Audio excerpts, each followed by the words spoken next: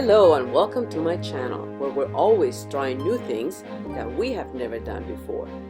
And speaking of never done before, a bucket list item of mine that I've had ever since first hearing about it as a child was to get a chance to see the Aurora Borealis, also known as the Northern Lights. In addition, I've never been to any of the Scandinavian countries, so that, together with me celebrating one of my big birthdays, was reason enough to make this happen. In spite of having to postpone it twice due to the pandemic, I finally got to do it. If you want to see how it all went and whether we actually did get to see the Northern Lights, keep watching. We flew from San Francisco to London and then to Oslo, and we finally arrived at our very hip and cool hotel, the Lofoten Hotel by Scandic, which interestingly enough was located inside a mall, which threw us off for a bit. The entrance looked like the entrance to the store, and it was neither in the ground or the first floor, but in between somehow. Finally, we followed some people with suitcases and we found it. The next morning, we had breakfast, which was provided by the hotel at the Egon restaurant. We later found out this is quite a popular and large chain all throughout Norway. I love the train decor throughout this place. Great way of starting our great rail journey adventure. We had a free morning before joining our tour group at the airport later that day, so we had a chance to explore a little bit of Oslo. We started at the Akershus Fortress, excuse my pronunciation, which also houses the Norway Resistance Museum, which my husband was particularly interested in going to. For more than 700 years, the fortress has been standing guard over Oslo to ward off all attempts to invade the city from the sea. The castle occupies a spectacular setting on a hill at the head of the Oslo Fjorden. It began being built in 1299, and since then the fortifications has undergone numerous improvements and reconstructions. In the 19th century, the castle's defensive role declined in significance, and it became an administrative center for the armed forces, before Nazi collaborators were executed here in 1945. The castle is open only May through August, and since we were here in January and February, we weren't able to go inside the castle, but we got a chance to explore the grounds and also go to the Norway Resistance Museum. Despite Norway declaring its neutrality at the onset of World War II, it was occupied by Germany in April 9th of 1940. While the Norwegians made a valiant effort at halting the advances, the country finally succumbed 62 days later. Through detailed dioramas, displays, and clips, this museum tells the story of the underground forces who fought the German forces from 1940 until the country was finally liberated in 1945. We then took the high-speed train back to the airport, where we met with our tour group to get on our short flight to our first stop, Trondheim.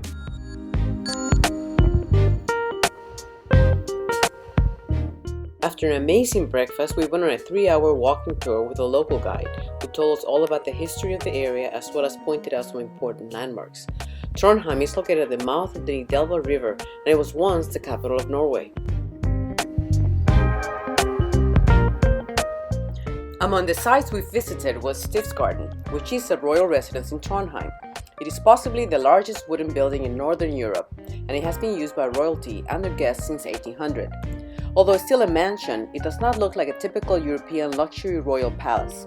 We were told that Norway was once one of the poorest countries in Europe, and although this country is now one of the richest, the royal family still likes to live modestly. We also got to see the exterior of Nidaros Cathedral, the world's northernmost Gothic cathedral, Norway's national shrine, and Northern Europe's most important pilgrimage site. The cathedral is built over the tomb of Olaf the Holy, the Viking king who Christianized Norway and became the entire country's eternal king. We then went on a short loop on the world's northernmost tramway. It goes up a hill and mostly passes through residential areas. At the top there is a lake, which being that it was January, it was frozen. It was a very relaxing trip with great views along the way.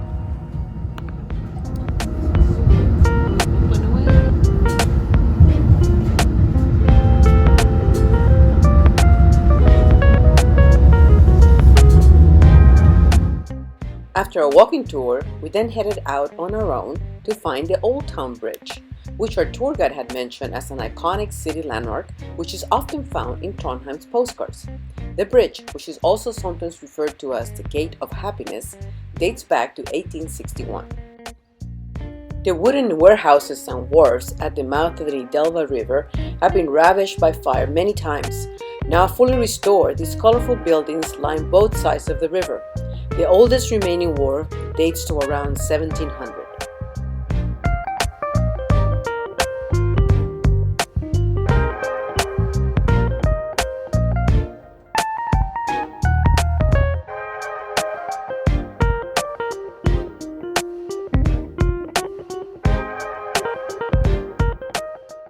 Once we crossed the bridge, we arrived to Backlandet, a charming quarter with narrow winding streets which dates back to 1650. It was burned down twice, once by the Swedes, and was quickly rebuilt with houses for sailors, fishermen, and craftsmen which have now been restored.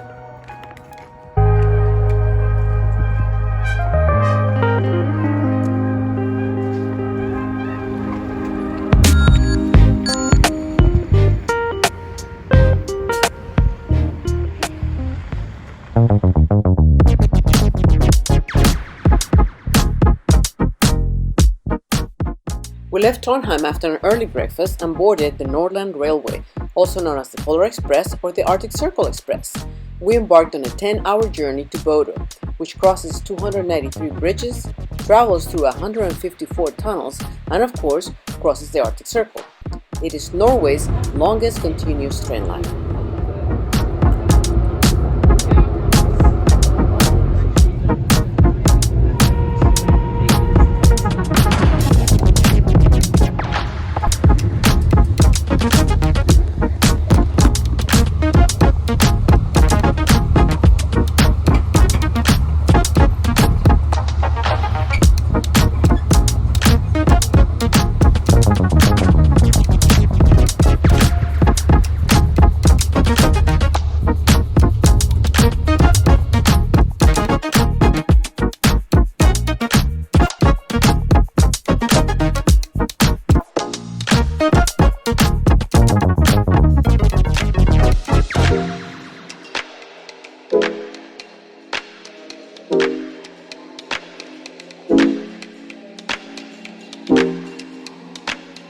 Finally, we crossed the Arctic Circle, so of course we had to have a glass of sparkling wine to celebrate.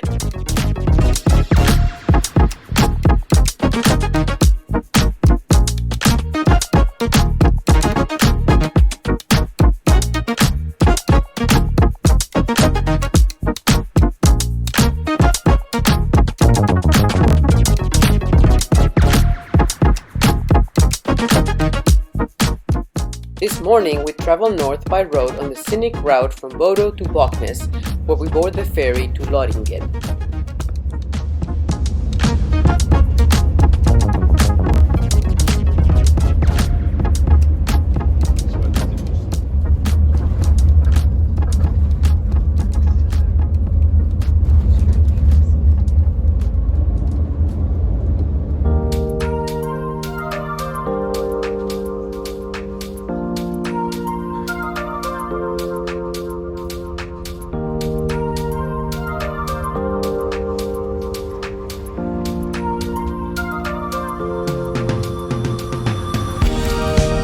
Hi!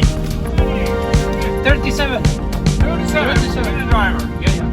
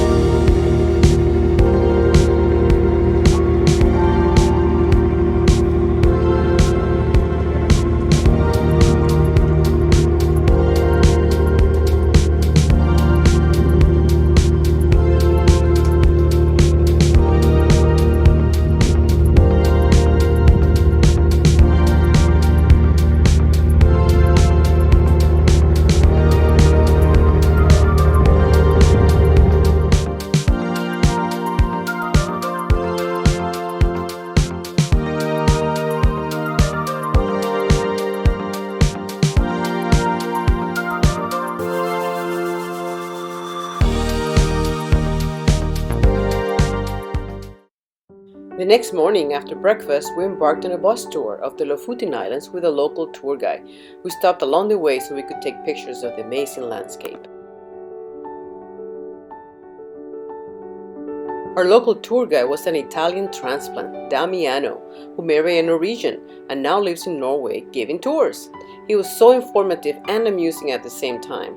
He was the one who was also supposed to go out with us to do our first search for the Northern Lights, but he advised our tour manager that the conditions were not good, too cloudy. So he opted to come in our bus during the morning to talk to us about the area. Guide Damiano even took us to this amazing beach he knew of. It was quite an experience to see a place often associated with palm trees, heat and warmth, surrounded by all this cold and snow. It was so beautiful nonetheless.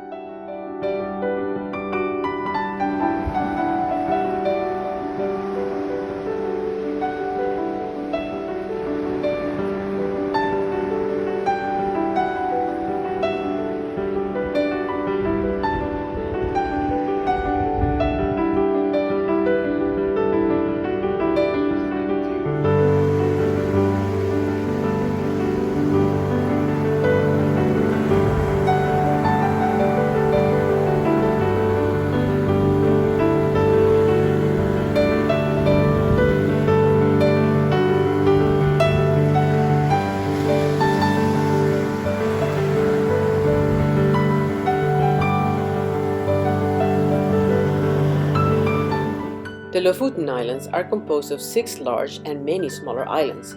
The mighty mountains of the Lofoten Islands rise up like a wall in the sea, creating a magnificent backdrop to the fjords, farms, and small towns and fishing villages throughout. As you may imagine, the economy here depends largely on cod fishing. Every year, March and April, the cod arrive to spawn, and the fishing boats follow with their net circles. Fish are then set on drying racks, where they stay for a while until they're ready for harvesting.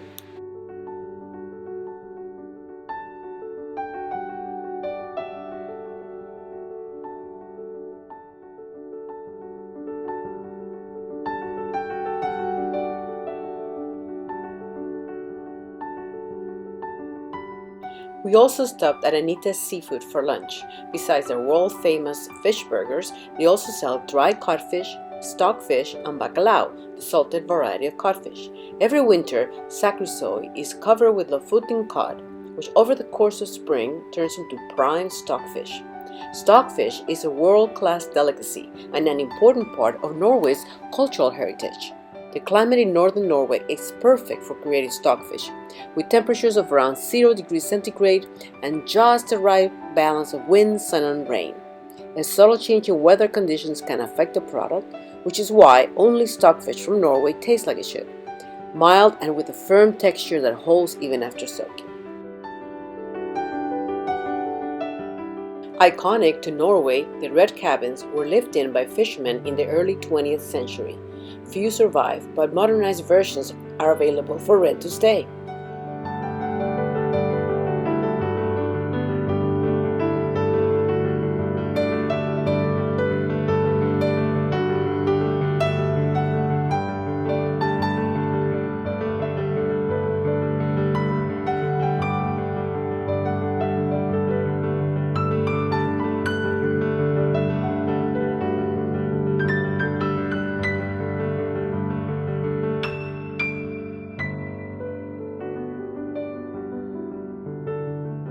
A few of our tour mates chose to go on the optional boat adventure to get to see the world's densest population of sea eagles.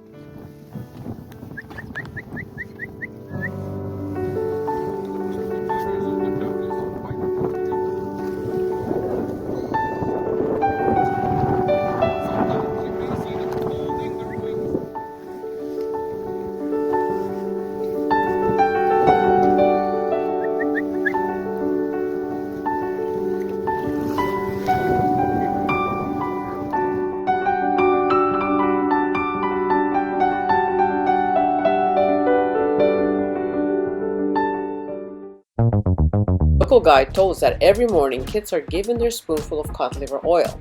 I also noticed that at the hotel breakfast they serve shots of cod liver oil. So the guys here decided to drink up their shots together to make them go down easier. After breakfast and our shots of cod liver oil, we left Svolvær and went back onto the mainland, en route to Narvik, our next destination. Due to the sunrise being so much later than what we're used to, we were able to catch some beautiful views of the sunrise. By the way, we also noticed that not only is the sunrise and sunset at different times than we're used to, but they also last a lot longer, usually hours.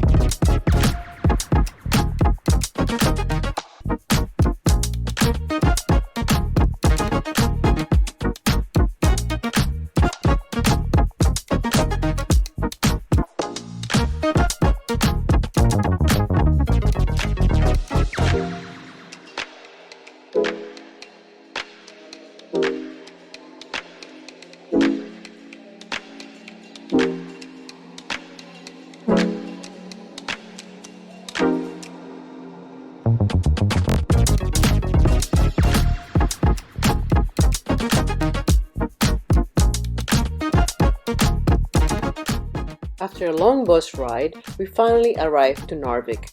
Narvik developed as a shipping port for iron ore from Kiruna in Sweden. Heavy bombardment by the Germans in 1940 destroyed most of the town. After World War II, Narvik rose again to become Norway's second largest shipping town. Next morning, we boarded the Lofoten Railway, also known as the Arctic train. It goes from Narvik to Kiruna, Sweden, on one of the world's most northerly railway lines, the Lofoten Railway. Narvik was originally built as a port to export the iron ore mined near Kiruna, and the Lofoten Railway was built as the link between the mines and the port.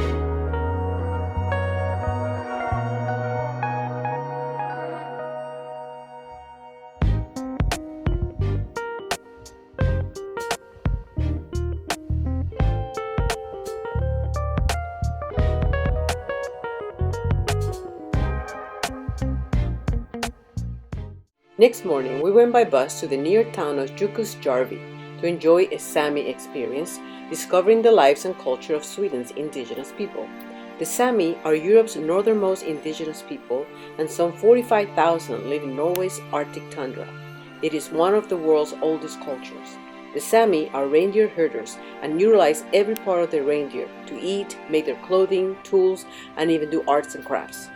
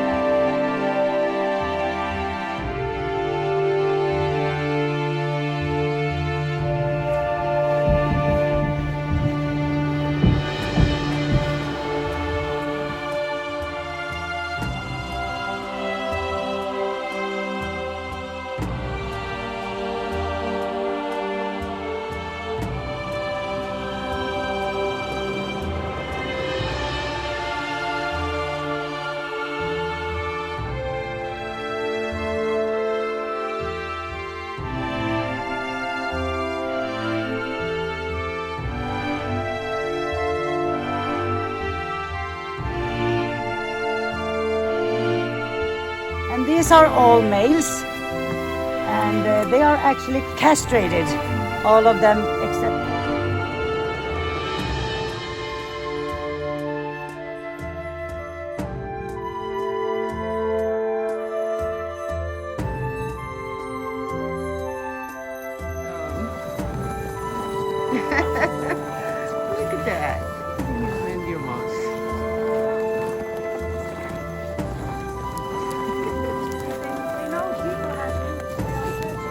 Yeah, they know. Well, hello there.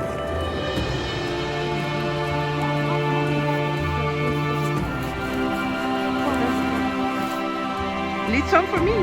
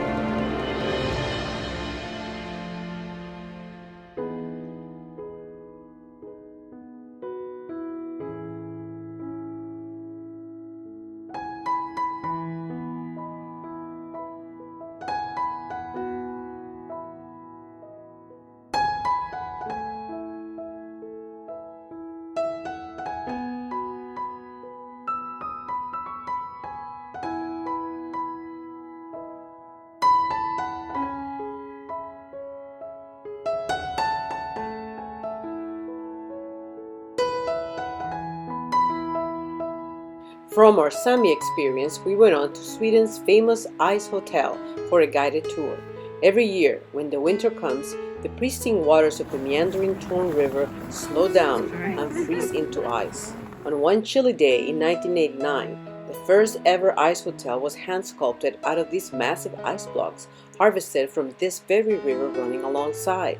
Today, over 3 decades later, Ice Hotel has become a must-visit Swedish landmark for travelers from all parts of the globe.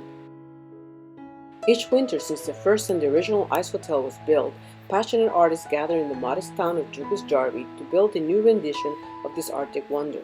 When the spring comes, the hotel is then left to melt and find its way back to nature. Each coming winter brings a one-of-a-kind version of the Ice Hotel. Our tour guide explained that there are actually 2 hotels in the same site, the one that is built every year from scratch and the Ice Hotel 365, which is around year-round. The seasonal winter hotel ranges from standard ice rooms to more elegant art suites. Ice rooms are furnished with decor and beds made of ice. Art suites, on the other hand, offer an even more special experience. They stay in a room uniquely designed by commissioned artists from all over the world. By its nature, each suite is ephemeral and has never previously been created. There were so many art suites to check out that it was quite overwhelming. Each of them had a different theme. We were told that the commissioned artists don't have to know how to work with ice, they just have to provide a concept, and they get help on how to implement it on ice.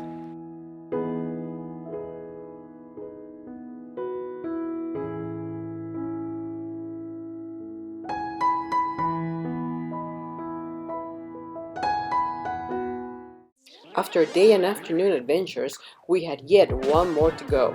Even though we knew the possibility of seeing the northern lights that night was low since it was still quite cloudy, we booked a Northern Lights snowmobile tour and were joined by our friends from our tour group. We figured the experience of snowmobiling at night and the long shot of possibly seeing the lights was worth the experience, and it sure was.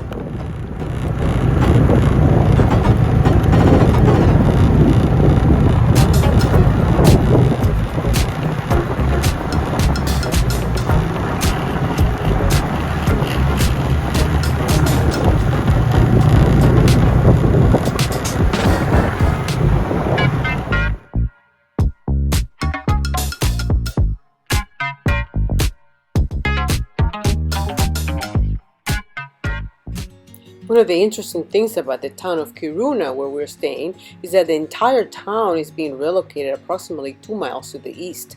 Mining operations are going to be expanding, and this would require mining underneath the present location of downtown Kiruna, which would pose an unacceptable risk to the town. More than 20 buildings of historical value will be moved in their entirety to a new downtown district set for completion in 2035. Some are to be lifted and relocated, while others must be dismantled and reconstructed. We visited the Kiruna Church, which is one of the buildings yet to be relocated to the new city center. Finally, in the afternoon, we headed out to do our Husky duck sled tour at a nearby Husky farm, which I was very much looking forward to.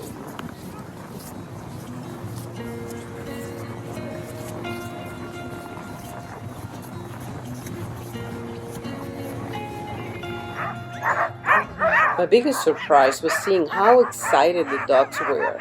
There was one that was jumping up so high that it was a little bit unreal. But anyway, we were told that that's the kind of thing these dogs love to do. They love to run. They love to go out on sled rides. So they were having a good time, and so were we. We had to go in groups since we were a large group, and we were actually put 4 to a sled. As you can see here, we're kind of jam-packed, a little bit like stuffed together in a little sausage there. But it was fun. It was very fun and very relaxing. It lasted about an hour. And when we go through the mountains and all that, it felt really relaxing and really beautiful to see the sunrise and that kind of misty kind of blueness. Also, the tour guide behind us, the one actually driving the dogs, she was very informative, and she was sharing all kinds of anecdotes and kind of information about the training of the dogs and that kind of a thing. So that was very nice. Right. So we put her together? Yeah, we put next to the leader or behind of the leader, we put those two. They are most Alaskan Huskies now. I think Whiskey is... Hey! What happened?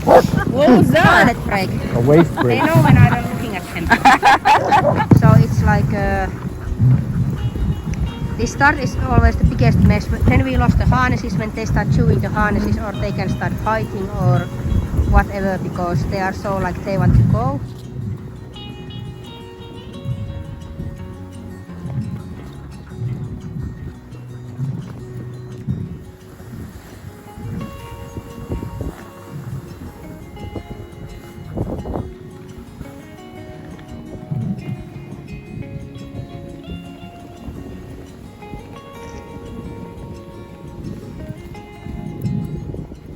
After a ride, we got to warm up at the chalet, where we had a server who gave us sandwiches and hot chocolate and coffee and things like that.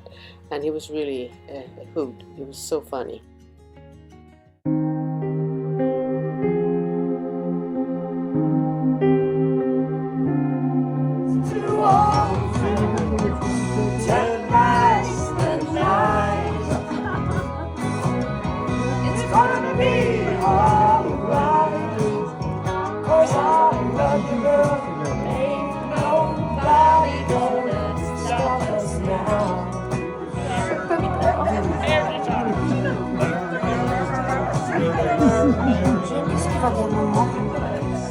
So off we went after dinner to a spot we were told would be a good place to find the lights.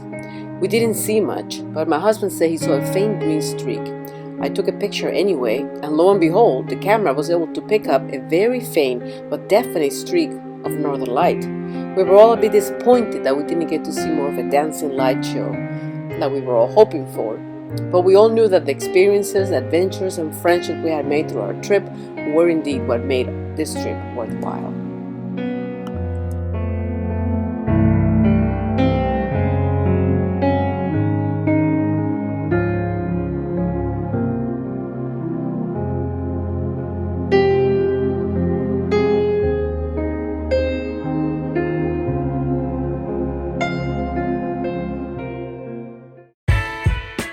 We said our goodbyes to our tour mates and started the long journey home. Due to the time we arrived in Stockholm, we couldn't take a flight that evening, so we had booked an extra night in Stockholm and we would be flying home the next day. We made it to our hip, urban, camping-themed fun hotel. I liked all the little touches throughout. We learned that it was also a co-working and co-housing unit, very mindful of sustainability and wellness.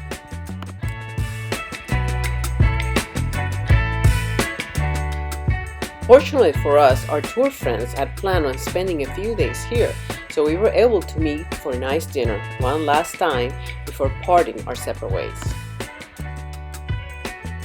My husband did a little bit of search on the internet and he found about this restaurant, Smack, that actually does tasting menus.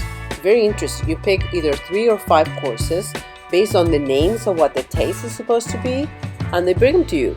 It was amazing food. We learned as we got there that it's actually a Michelin rated restaurant, at least in 2017. So, very fancy for us. Our final morning in Scandinavia, since our flight didn't leave until later in the afternoon, after our last nice Scandinavian breakfast, we had a chance to do a little exploring around Stockholm. So, since we had seen a bit of the new town, I thought we'd follow our friend's idea of going to explore the old part of town.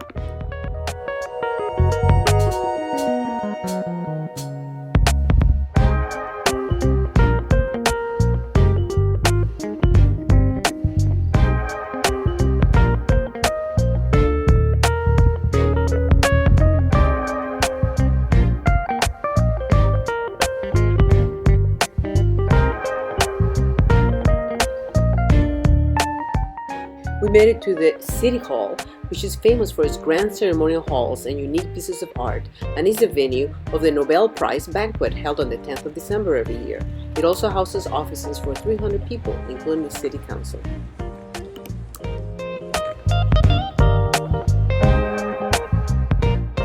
Although the City Hall offers tours for the interior of the building, unfortunately we didn't have the time to do that. It's definitely something to put on the bucket list.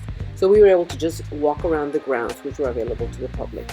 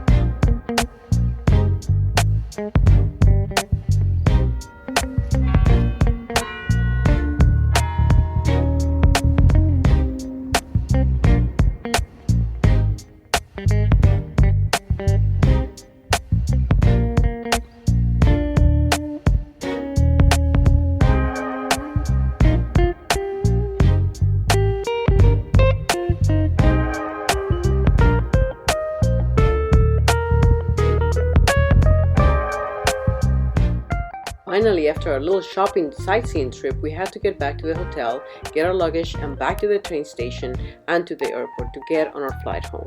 We really enjoyed our time here, and we definitely need to come back to both Norway and Stockholm.